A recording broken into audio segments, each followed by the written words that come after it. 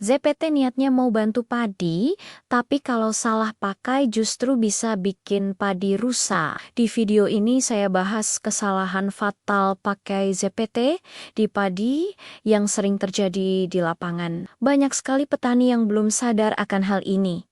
Padahal dampaknya bisa sangat merugikan. Jadi, pastikan tonton sampai selesai biar kita bisa sama-sama belajar dan panen padi kita bisa maksimal. Kesalahan pertama dan yang paling sering saya lihat adalah pakai ZPT saat tanaman sebenarnya tidak butuh. Coba bayangkan, padi sudah tumbuh normal, anaknya bagus, daunnya hijau, sehat. Tapi tetap disemprot ZPT.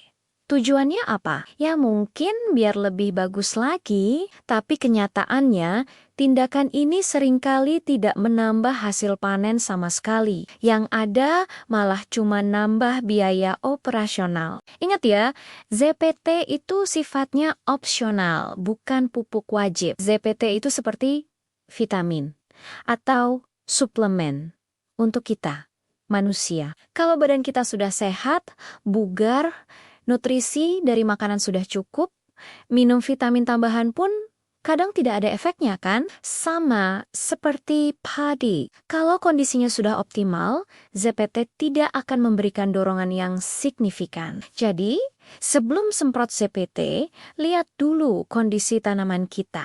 Apakah benar-benar perlu intervensi hormon? Atau tidak. Jangan buang-buang uang untuk sesuatu yang tidak perlu. Kesalahan fatal kedua adalah menggunakan dosis yang terlalu tinggi. Ini juga penyakit umum. Banyak yang berpikir kalau pakai dosis sedikit saja hasilnya sudah bagus.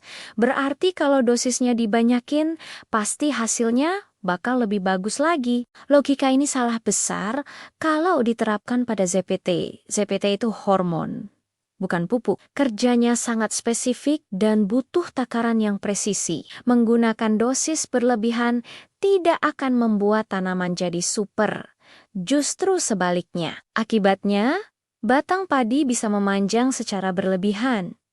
Jadi kurus dan tinggi. Tanaman menjadi lemah, gampang sekali terserang hama dan penyakit. Dan yang paling ditakuti, tanaman jadi mudah rebah.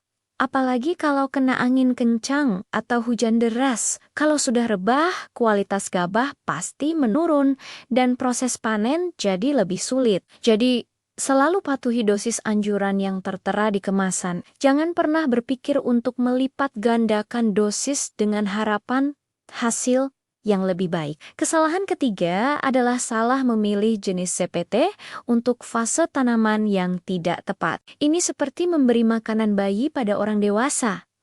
Atau sebaliknya, setiap fase pertumbuhan padi, mulai dari vegetatif sampai generatif, membutuhkan jenis hormon yang berbeda. Contoh yang sering terjadi adalah menyemprotkan ZPT untuk fase generatif yang fungsinya merangsang pembungaan dan pengisian bulir, tapi disemprotkan saat padi masih di fase vegetatif atau masa pertumbuhan anakan. Akibatnya apa? Pertumbuhan tanaman jadi tidak seimbang. Tanaman bisa dipaksa untuk berbunga lebih cepat, padahal anakan dan batangnya belum cukup kuat. Sebaliknya, ada juga yang menggunakan ZPT untuk pemanjang malai, tapi aplikasinya terlalu dini.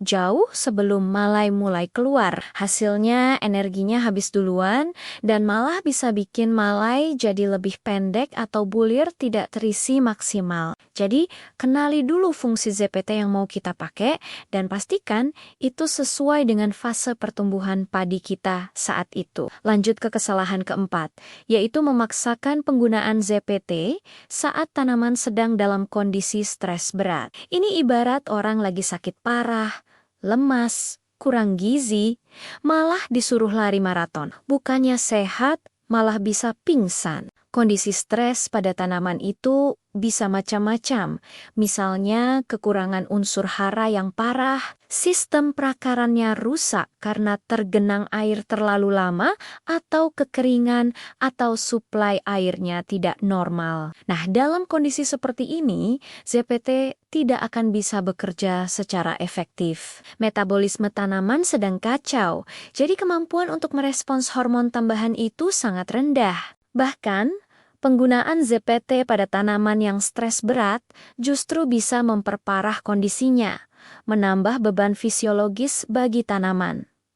Solusinya, bereskan dulu masalah utamanya. Kalau kurang pupuk, ya dipupuk. Kalau akarnya bermasalah, perbaiki dulu kondisi tanah dan airnya. Setelah tanaman pulih dan sehat kembali, barulah kita bisa mempertimbangkan penggunaan ZPT jika memang diperlukan. Kesalahan kelima, dan ini sangat berbahaya, adalah mencampur ZPT secara sembarangan dengan bahan kimia lain. Banyak petani ingin praktis.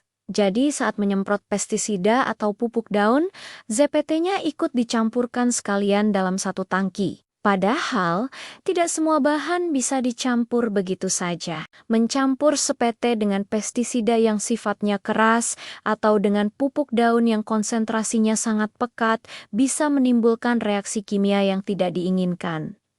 Apa akibatnya? Pertama, ZPT itu sendiri bisa rusak atau terurai, sehingga efeknya jadi hilang sama sekali, sia-sia kan? Kedua, campuran itu bisa bersifat fitotoksik atau beracun bagi tanaman, yang gejalanya seringkali seperti daun gosong atau terbakar. Tanaman yang tadinya sehat malah jadi rusak. Sebelum mencampur, selalu lakukan uji kompatibilitas dalam skala kecil. Campurkan sedikit ZPT dengan pestisida atau pupuk di dalam botol atau gelas. Lihat apakah ada perubahan warna, endapan, atau gumpalan.